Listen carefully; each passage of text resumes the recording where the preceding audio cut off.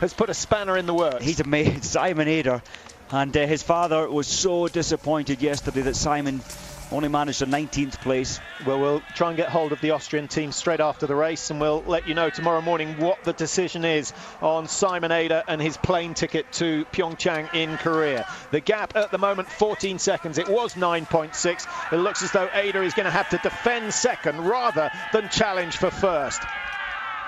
Now, who's going to win this battle for third, Mike? Well, it's going to be close because Mickey GREIS is the ultimate fighter. Svensson is the ultimate machine on skis. You're not forgetting SIKORA, are you? No, not at all. He ran out of steam though yesterday, SIKORA, and he has to close this gap soon or he's got no chance. Svensson produced the fastest 500 metres, last 500 metres yesterday. Björn FERRY has turned it up again. The lead has given him a little bit of extra effort, and he's looking in impeccable style. Really good to see him coming to form here. Second yesterday. He won this race, remember, last year. Very rare. So his 2 wins in his career are going to come here. Now we've got a faller. GREIS has fallen. He never falls in races. What happened there?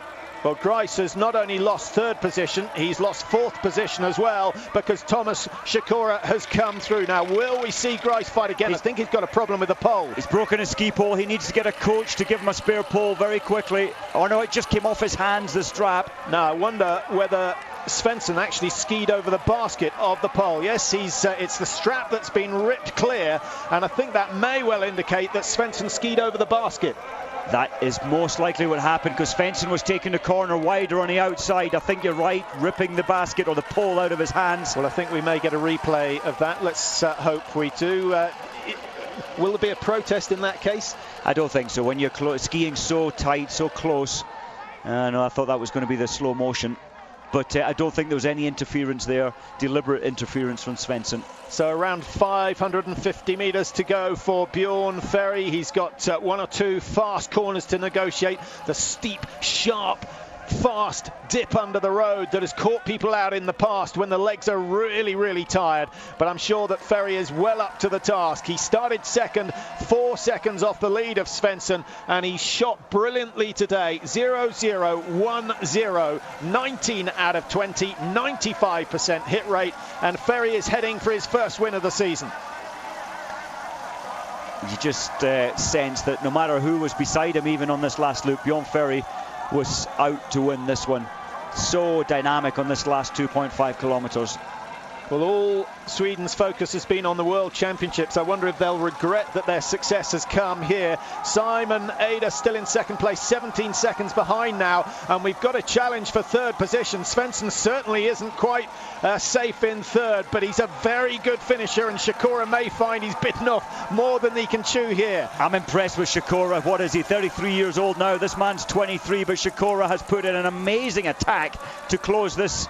To close the gap, but I don't think so. 2 seconds on Svensson is not an easy task. A lot may depend on the ski speed coming over the last 500 metres. Björn FERRY can enjoy a cruise into the finish. He's over 17 seconds clear now, and it's been a brilliant performance from him. What a weekend. Second in the sprint, first in the pursuit. He will now believe in World Championship gold medals. Excellent effort, and congratulations also to Wolfgang Pichler, the Swedish coach who has worked miracles over the last decade. That was a wonderful performance from FERRY, and an incredible performance from this man, Simon AUT.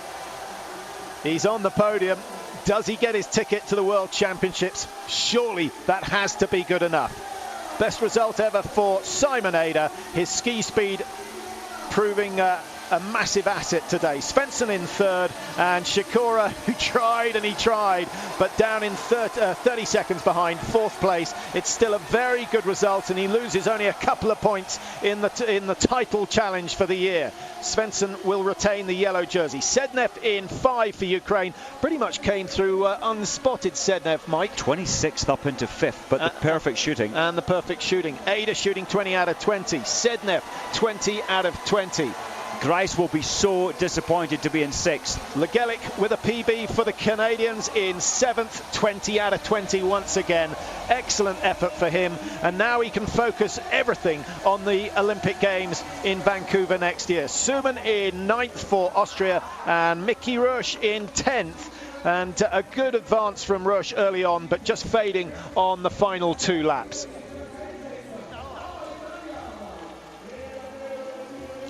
All sorts of drama here in Antholz. The positions changing with every shoot, but that little trip from Mickey GREIS costing him a podium finish. It would have been so good to watch that one unfold. GREIS and Svensson side by side with 1.5 kilometers to go. Next of the Austrians coming in 16th, it's LANDERTINGER who keeps the pressure up.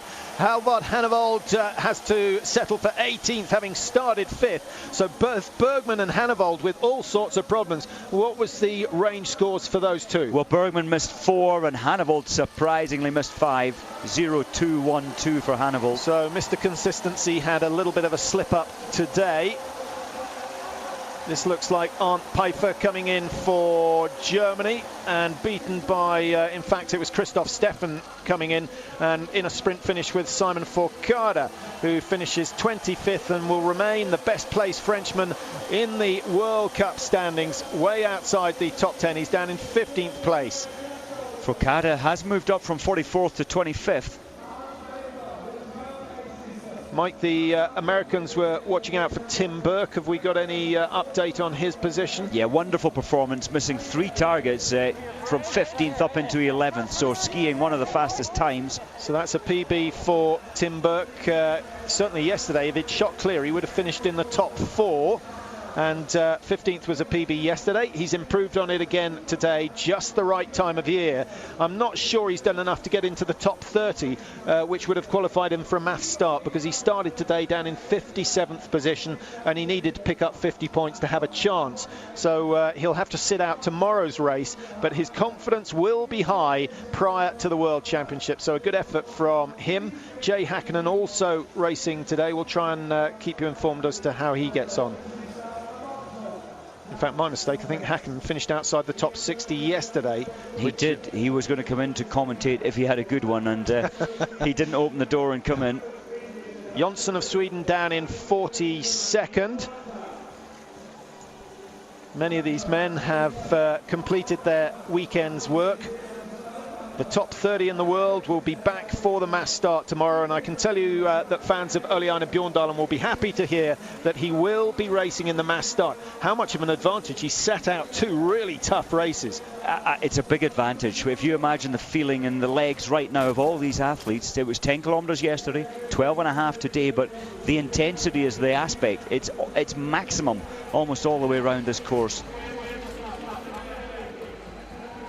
Green of Canada coming in just behind Robin Clegg, so they're both in the top 50, sadly missing out on World Cup points, as was McAviv, who finished in 41st. The top 40 winning World Cup points this year because of the change in the scoring system.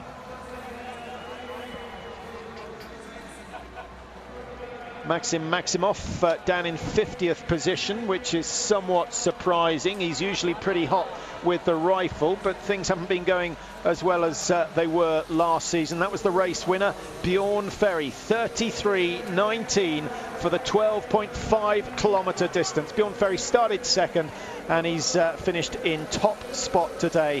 What a really impressive performance, and he showed today that he really can cope with the pressure. Huge amount of pressure, and any of the athletes today hitting 20 out of 20, they've got their skills and their mind up to a very, very high standard. Wasn't the most difficult in terms of wind or pressure on the or outside pressures on the range. Fairly steady wind pressure. Oh, this is where it happened. Oh no, this is where he changes the ski pole. Well, that's the change of the pole. There's nothing wrong with that, and what we want to know is whether the Germans are likely to mount a protest, but I think it is highly unlikely.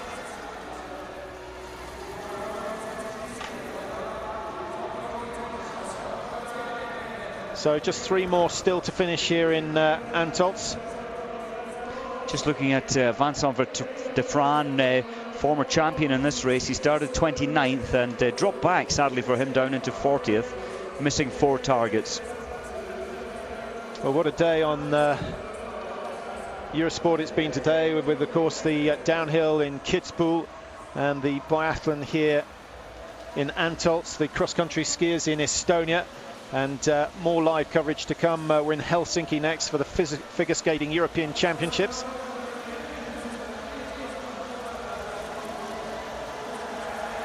Well, it's a predominantly German crowd here in Ruhpolding, and I think there'll be pretty happy with the way things have gone. They've got 6th place with Mickey GREIS today. Ivan Joller just coming across the line for Switzerland. Some 6 minutes 28 off the pace. That is roughly it's almost 3 kilometres, probably 2,700 kilometres adrift of the leaders, and Bockley is there as well in 59th position.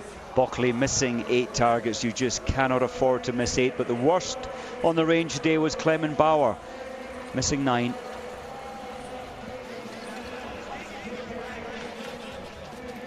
Well, let's have a look at Björn FERRY in action. He skied very smoothly. 194. He's a tall man for biathlon, Mike. Doesn't make any difference in the prone position, but many say at 6'4.5", shooting in the standing position is mighty difficult. It is recognised, and in the Summer Olympics, shooting a smaller stature is better, lower centre of gravity. But he's really worked hard to improve his standing, and he's now one of the best. It was his weakness. He's worked on that weakness, and now he can win races. 2nd yesterday, 1st today. What about the world champs? He must be feeling good. Well, let's have a look at the top 10. Only one miss today for Björn FERRY, but the man of the day, I think, has to be Simon AUT, coming from 19th into 2nd position. That is one of the best advances ever in the history of pursuits and getting on the podium. 20 out of 20 for AUT. Good run for Tim BURKE of USA, up in the top 15 today, and getting a PB for himself. Alexander Oss starting to slip off the boil. He's been so consistent all season, but he'll find himself dropping down the World Cup order. Might even be out of the top 10 now with a poor run this weekend. But an astonishing weekend. Victory for Norway in the sprint event with Svensson. It's Sweden who have their turn today. Björn FERRY claiming the victory, only the 2nd of his career.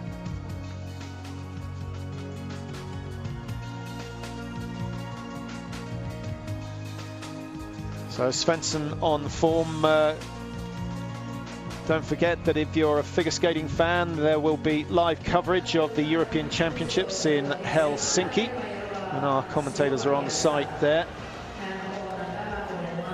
And that's coming up very shortly. Well, we'll leave Antholz for now. We will be back tomorrow. 2 even more exciting races coming up tomorrow. The men and the women's mass starts.